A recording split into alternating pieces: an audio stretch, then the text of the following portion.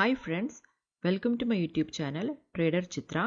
இன்னைக்கு நாம doji candlesticks patterns பத்தி பார்க்கலாங்க. நம்மளோட previous வீடியோல engulfing and harami candlesticks patterns பத்தி நம்ம பார்த்தோம். doji அப்படின்னா price ஓட open and price ஓட close வந்து almost same இருக்கும். Say for example, இப்போ price வந்து open ஆனது 100 rupeesனு வச்சுக்கோங்க. அந்த price வந்து buyers 150 rupees வரைக்கும் கொண்டு போனாங்க. But sellers விடல. Again அந்த price வந்து 150ல இருந்து low வந்து 50 rupees வரைக்கும் வந்துடுச்சு. But அது close ஆனது வந்துட்டு again 100ல close ஆச்சு.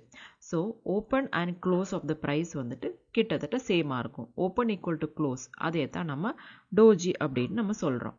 இந்த doji வந்து நம்ம சார்ட்ல எங்கெல்லாம் பார்க்கலாம் அப்படின்னு கேட்டிங்கன்னா பாட்டம் அல்லது டாப் ஆஃப் த ட்ரெண்ட்ல மோஸ்ட்லி நம்ம பார்க்கலாம். அந்த இடத்துல நம்மளுக்கு doji பேட்டர்ன்ஸ் வந்துருச்சு அப்படின்னா அங்கேருந்து நம்ம ஒரு ரிவர்சல் பேட்டர்ன்ஸ் பார்க்கலாம். இப்போ ப்ரைஸ் வந்து டவுன் ட்ரெண்டில் இருக்குது அப்படின்னு நீங்கள் சொன்னீங்கன்னா அந்த இடத்துல நமக்கு ஒரு doji ஃபார்ம் ஆயிடுச்சு அப்படின்னா அங்கேருந்து நம்ம ப்ரைஸை மேலே மீன்ஸ் அப் ட்ரெண்டுக்கு ஒரு சைன் அப்படின்னு நம்ம வச்சுக்கலாங்க. இதை தான் doji அப்படின்னு நம்ம சொல்கிறோம். doji வந்து 4 டைப்ஸ் இருக்குங்க. ஃபர்ஸ்ட் வந்து neutral doji, long legged doji, gravestone doji and dragonfly doji. இப்போ நியூட்ரல் doji பற்றி பார்க்கலாங்க. நியூட்ரல் doji வந்து ரிவர்சல் சைனை குறிக்குதுங்க.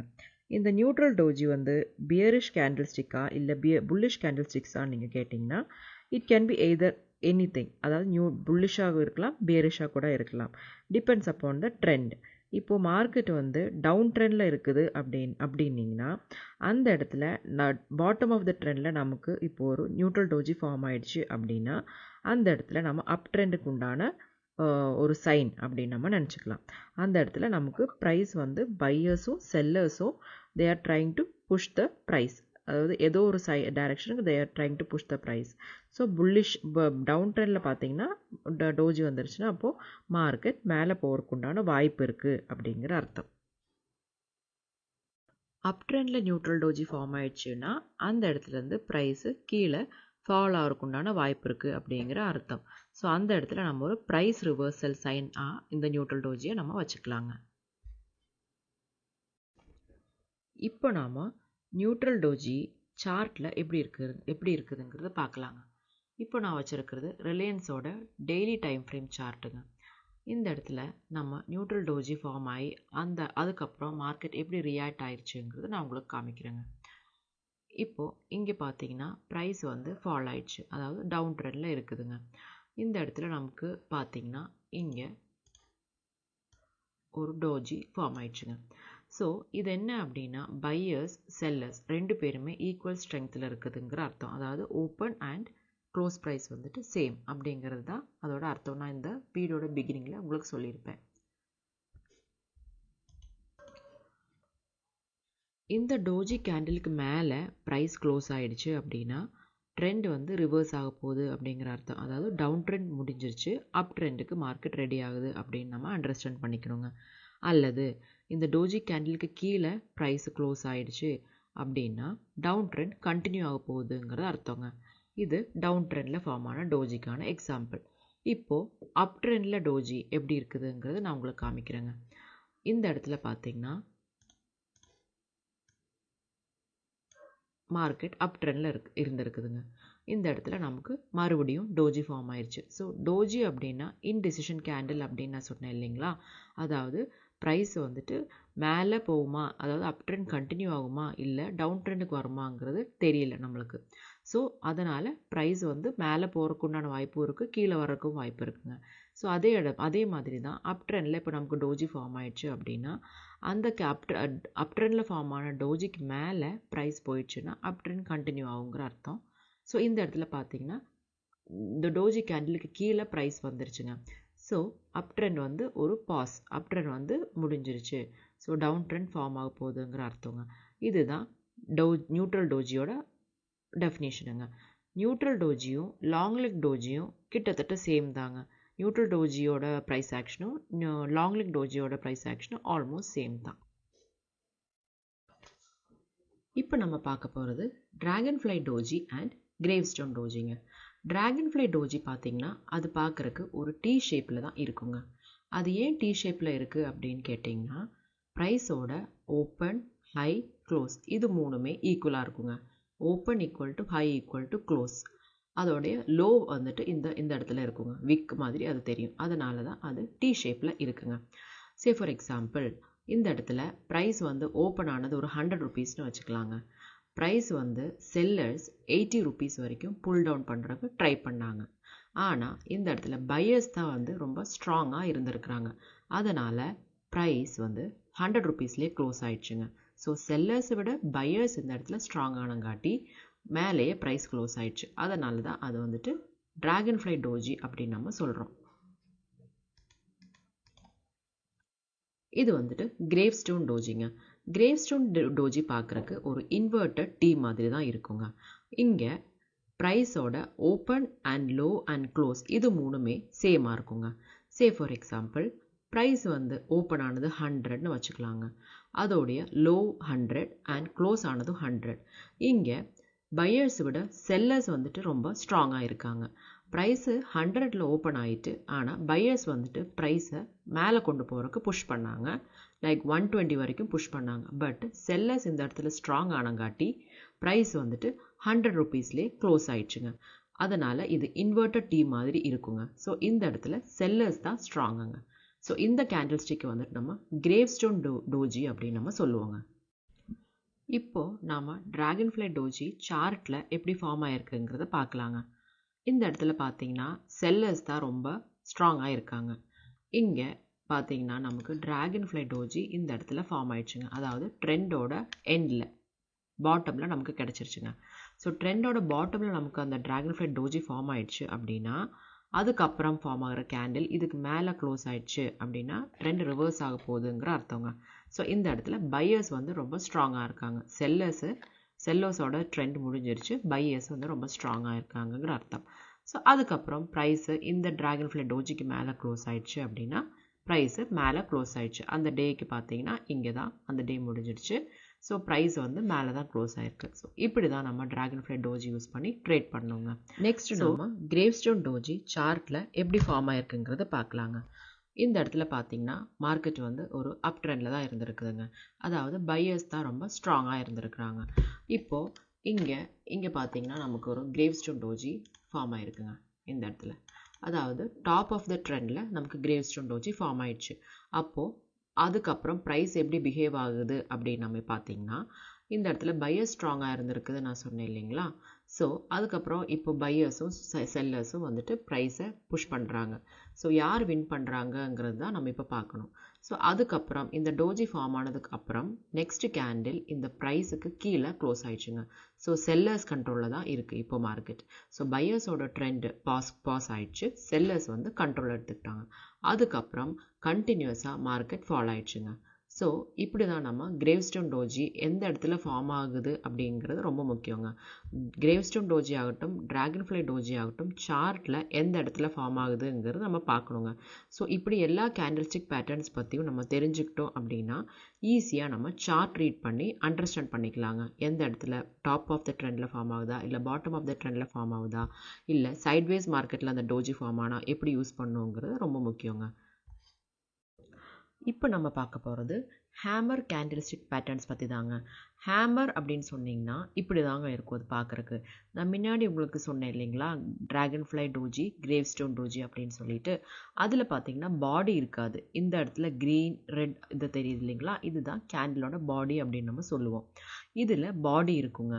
எக்ஸாம்பிளாக நம்ம சொன்னோம் அப்படின்னா, ப்ரைஸ் வந்து ஓப்பன் வந்து ஒரு 100ல் ஓப்பன் ஆயிடுச்சு, இங்கே ஓப்பன் ஆயிடுச்சு. ப்ரைஸ் வந்து லோ 80 ருபீஸ் வரைக்கும் போயிடுச்சு. அதோடைய ஹை வந்து அப்படின்னு பார்த்தீங்கன்னா 130க்கு போச்சு. ஆனால் க்ளோஸ் ஆனதும் 130ல் தான். அதாவது இந்த இடத்துல பையர்ஸ் தான் ரொம்ப ஸ்ட்ராங்காக இருக்காங்கங்கிற அர்த்தங்க. செல்லர்ஸ் வந்து ட்ரை பண்ணாங்க ப்ரைஸை டவுனில் புஷ் பண்ணுறதுக்கு. ஆனால் பையர்ஸ் அந்த இடத்துல ஸ்ட்ராங்காக இருக்குங்காட்டி ப்ரைஸு ஹையில் க்ளோஸ் ஆயிடுச்சுங்க. இந்த ஹேமர் பேட்டர்ன் வந்து எந்த இடத்துல ஃபார்ம் ஆகுது அப்படிங்கிறது ரொம்ப முக்கியங்க. இப்போது ஒரு மார்க்கெட் வந்து ரொம்ப கீழே போயிட்டுருக்குன்னு வச்சுக்கோங்களேன், ரொம்ப டவுன் ட்ரெண்டில் இருக்குதுன்னு வச்சுக்கோங்க. அந்த இடத்துல பாட்டமில் நமக்கு இந்த ஹேமர் ஃபார்ம் ஆயிடுச்சு அப்படின்னா அது வந்து ஒரு ஸ்ட்ராங் ரிவர்சல் சைன் அப்படின்னு நம்ம எடுத்துக்கலாங்க. நெக்ஸ்ட் கேண்டில் ஃபார்ம் ஆகிறது, இப்போது இந்த கேண்டிலுக்கு மேலே அந்த ஒரு கேண்டில் ஃபார்ம் ஆயிடுச்சுன்னு வச்சுக்கோங்க. அந்த க்ரீன் கேண்டிலாக இருந்துச்சு அப்படின்னா அங்கே நீங்கள் தாராளமாக லாங் என்ட்ரி எடுத்துக்கலாங்க. இந்த கேண்டிலோட கலர் நமக்கு ப்ராப்ளம் இல்லை, அது வந்து ரெட்டாகவும் இருக்கலாம், க்ரீனாக கூட இருக்கலாங்க. இப்போது ஹேமர் கேண்டில்ஸ்டிக் பேட்டர்ன்ஸ் சார்ட்டில் எங்கே ஃபார்ம் ஆகிருக்குதுன்னு சொல்லிட்டு நம்ம இப்போ பார்க்கலாங்க.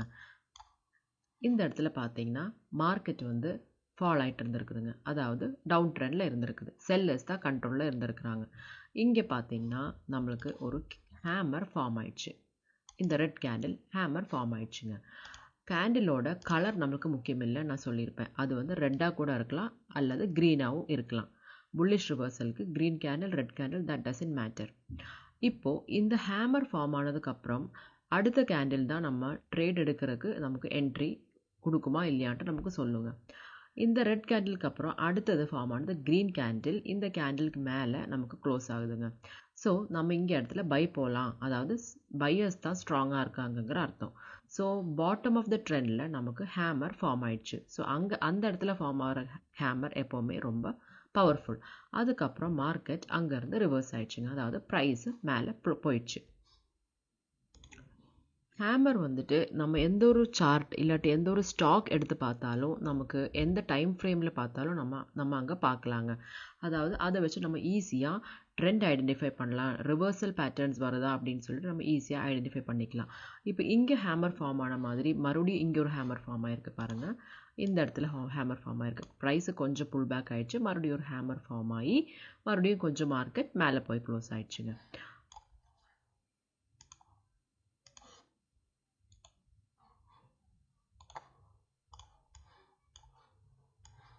மறுபடியும் வேறு எங்கேயாச்சும் ஹேமர் ஃபார்ம் ஆயிருக்கான்ட்டு நம்ம இப்போ பார்க்கலாம். இங்கே ஒரு ஹேமர் ஃபார்ம் ஆயிடுச்சு, அதுக்கப்புறம் ப்ரைஸ் கொஞ்சம் மேலே போய் க்ளோஸ் ஆயிடுச்சுங்க. ஹேமர் வந்துட்டு பாட்டம் ஆஃப் த ட்ரெண்டில் ஃபார்ம் ஆகுதா அல்லது டாப் ஆஃப் த ட்ரெண்டில் ஃபார்ம் ஆகுதா அப்படின்ட்டு பார்க்கறது ரொம்ப முக்கியங்க. முன்னாடி நான் காமிச்ச எக்ஸாம்பிளில் வந்துட்டு ஹேமர் பாட்டம் ஆஃப் த ட்ரெண்டில் ஃபார்ம் ஆகிருக்கும். ஸோ நெக்ஸ்ட் கேண்டில் வந்து ஹேமருக்கு மேலே க்ளோஸ் ஆனதுக்கப்புறம் லாங் போகலான்ட்டு நான் சொல்லியிருப்பேன். இப்போ நான் காமிக்க போகிறது ஹேமர் வந்து டாப் ஆஃப் த ட்ரெண்டில் ஃபார்ம் ஆகிருக்குங்க. அப்போது அந்த இடத்துல எப்படி நம்ம ட்ரேடு பண்ணணும் அப்படின்னு சொல்லி பார்த்தீங்கன்னா, இப்போது டாப் ஆஃப் த ட்ரெண்டில் நமக்கு இந்த க்ரீன் கேண்டில் தெரியுது இல்லைங்களா, இதுதான் ஹேமர் டாப் ஆஃப் த ட்ரெண்டில் இருக்குங்க. ஸோ அதுக்கப்புறம் ப்ரைஸ் வந்து இந்த ஹேமருக்கு கீழே க்ளோஸ் ஆகிடுச்சு, அதாவது ஹேங்கிங் மேனுக்கு கீழே க்ளோஸ் ஆகிடுச்சு அப்படின்னா செல்லர்ஸ் கண்ட்ரோலில் இருக்காங்கங்கிறது அர்த்தங்க. அந்த இடத்துல செல்லர்ஸ் தான் ஸ்ட்ராங்காக இருக்காங்க. ஸோ அந்த இடத்துல நம்ம செல்லிங் ஆப்பர்ச்சுனிட்டிஸ் தான் பார்க்கணும். ஸோ ஹேமர் வந்துட்டு பாட்டம் ஆஃப் த ட்ரெண்டில் இருந்துச்சுன்னா அதை நம்ம ஹேமர் அப்படின்னு சொல்லுவோம். டாப் ஆஃப் த ட்ரெண்டில் அந்த ஹேமர் அப்படின்னீங்கன்னா அதை நம்ம ஹேங்கிங் மேன் அப்படின்ட்டு நம்ம சொல்லுவோங்க. இந்த ஹேங்கிங் மேன் எங்கெல்லாம் ஃபார்ம் ஆயிருக்கு அப்படின்னு சொல்லிட்டு நம்ம இப்போ பார்க்கலாங்க.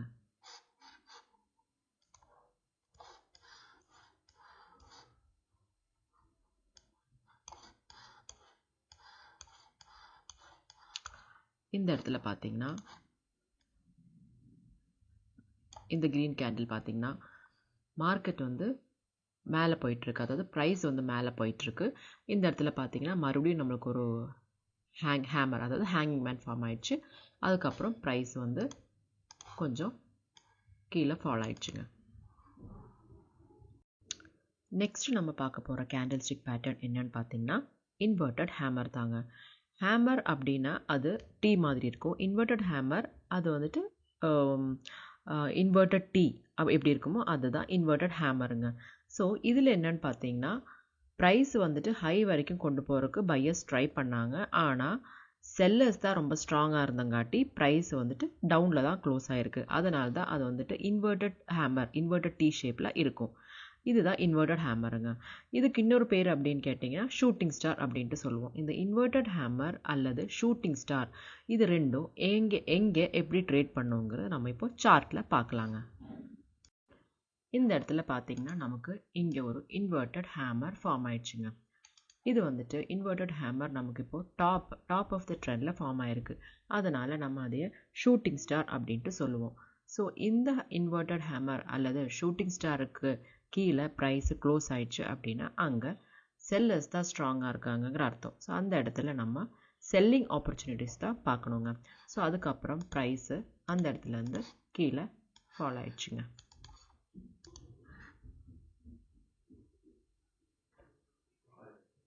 இப்போது இந்த இடத்துல பார்த்தீங்கன்னா நமக்கு இங்கே ஒரு இன்வெர்டட் ஹேமர் ஃபார்ம் ஆயிருக்குங்க.